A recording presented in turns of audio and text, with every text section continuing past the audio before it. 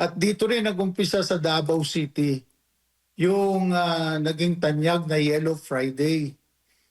Kasi nung kapanahonan ni Marcos Sr., pinakita namin, simula nung mamatay at pinatay si dating Senador Ninoy Aquino, kami dito sa Davao sa pangunguna ni Nanay Suling Duterte, yung nanay at mother ni Mayor Rudy, ay siya nanguna noon na talagang nahikayat ang lahat ng Dabawenyo na ipakita ang aming pagkilos at hindi kami pasusupil na hanapin ang tunay na hustisya sa kamatayan ni Ninoy Aquino.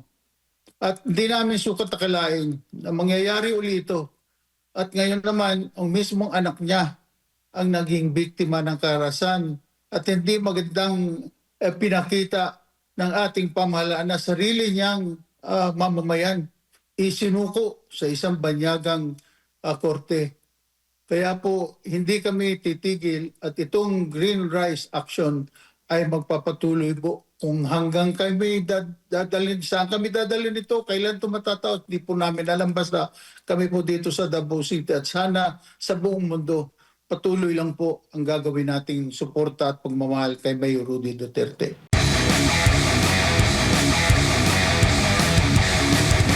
Ito pong nagpapatuloy na mga hakbang o mga initiatives ng mga Pilipino.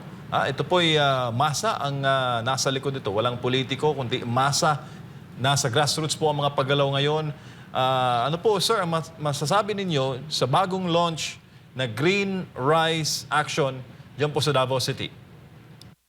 Sige po, ang Green Rise Action po ay isang pagkilos ng ating mga kababayan, partikular dito sa Davao, dahil kami yung higit na naapektuhan nung nangyari sa ating dating Pangulo at dating Mayor ng Davao City, si Rudy Duterte, na mas kilala ngayon sa tawag na Tatay Digong.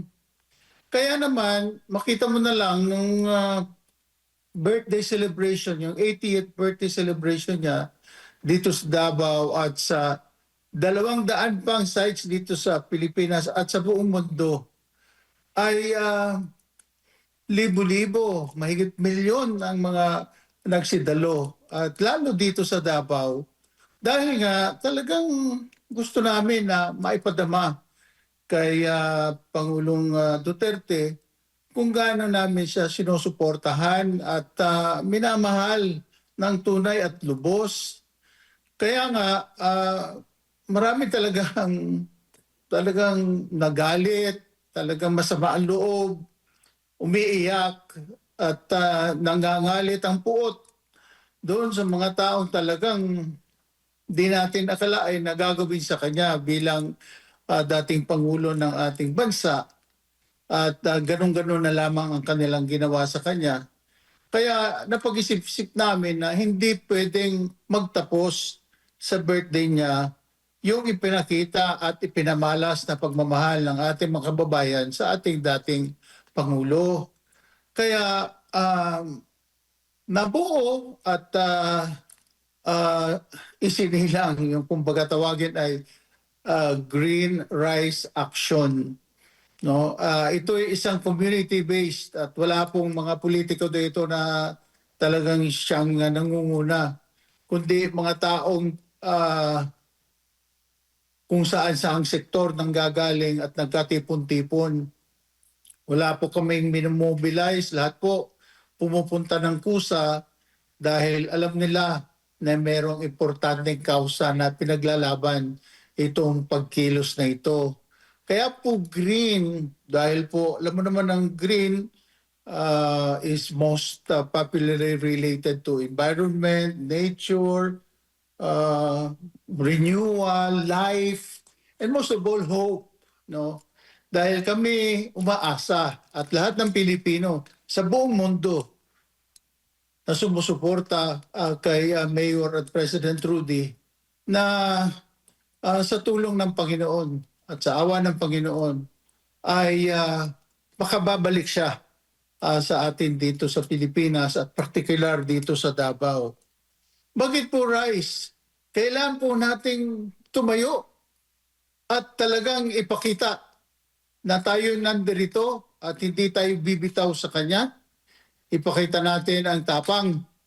Pakita natin ang ating pagmamahal sa kanya na sa lahat ng oras, ano man ang mangyari, hindi natin siya iiwanan.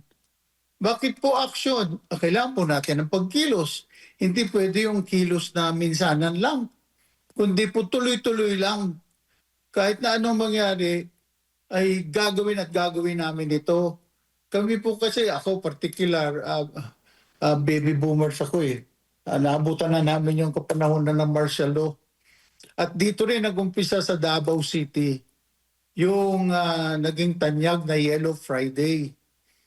Kasi nung kapanahonan ni Marcos Sr., pinakita namin, simula nung mamatay at pinatay si dating Senador Ninoy Aquino, kami dito sa Davao sa pangunguna ni Nanay Suling Duterte, yung nanay at mother ni Mayor Rudy, ay siya nanguna noon na talagang nahikayat ang lahat ng Dabawenyo na ipakita ang aming pagkilos at hindi kami pasusupil na hanapin ang tunay na hustisya sa kamatayan ni Ninoy Aquino.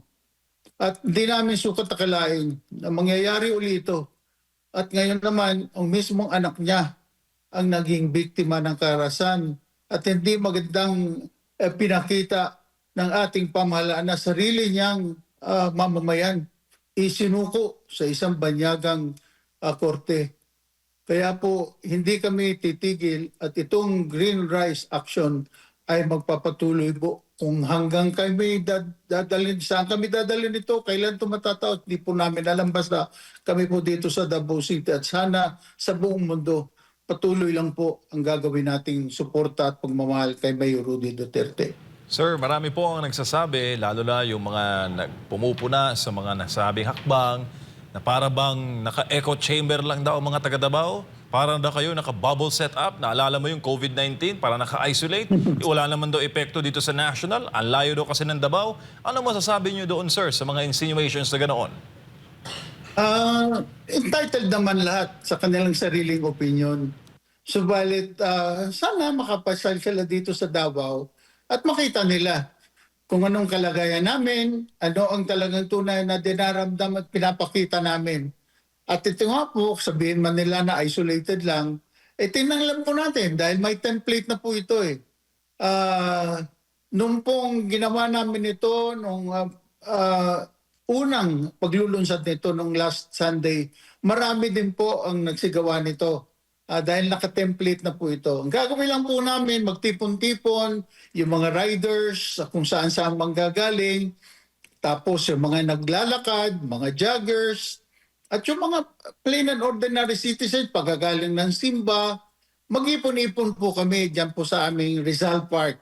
Dahil yan po ang pinaka-ideal at napaka-accessible po. So lahat po kami nagkikita-kita lang doon at dahil nga ang aming simbolo ay green, pag-asa, ay nakasuot po kami ng green. At kami naman nasisiyahan at naliligayahan kami sa pinakitang response at sagot at pagkilos din ng ating mga mamamayan. Sana po hindi lamang dito sa Davao, mangyari din po sana sa ibang lugar dito sa ating bansa at sa ibang lugar pa sa mundo. Sir, gaano kalaking impluensya ng Davao? Noting na napakalaki po ng land area, ang dami po, libo-libo dyan ang mga residente, na yung influence building, no? Kung ano ang battle cry ng Davao ay kumalat po sa malalaking syudad, sa Visayas at dito sa Metro Manila. Tinitingnan nga po nila ang Davao kung paano pagkilos namin. Baka naman sa pasiuna lang pagkatapos nun wala na. Hindi po pwede yun Kailangan talagang makita nila na ang mga taga Davao ay gising sa katotohanan na talagang winalangya at talagang inapi ang aming mayor at dating presidente natin si Rudy Duterte. Kaya po, hindi po kami pasusupil. We will not be silent, sabi nga ni Ms. Bong Tatay Digong. I am not a Filipino for nothing. We are most of all blessed with all of our talents and energy at kung paano niyang talagang sinikap niya magawa lahat para sa ating bayan at ganun pa ang gagawin sa kanya. Hindi po namin matatanggap yan. Kaya po kami patuloy ang aming pagkilos po. At ang aming panawagan, doon po sa talagang tunay na nagmamahal sa kanya, ay pakita din po natin na patuloy ang ating gagawin at hindi tayo titigil hanggang hindi natin nakita ang tunay na hustisya na dapat na ibigay sa kanya. Po. Sir, meron pa kasing proof of concept, no? Ang nangyayari ngayon. Proof of concept means ebidensya. Hindi na issue dito yung if eh. Solved na eh. Nangyari na eh. Nangyari sa Davao. How much more sa mga maliliit na mga syudad sa ibang lugar? Secretary. Opo. Makikita naman po natin yan eh. But the gauge would really be Davao. And hopefully in this coming Sunday, tingnan po natin kung ilan po ang magre-responde at makikita po natin yan. Ayaw namin magpauna sa kanila at kung sila na may sasagot sa hamon, ay gagawin po nila kung anong dapat na gawin. Pero kami po dito sa Davao, ano man ang mangyari, patuloy po kami sa aming gagawin po.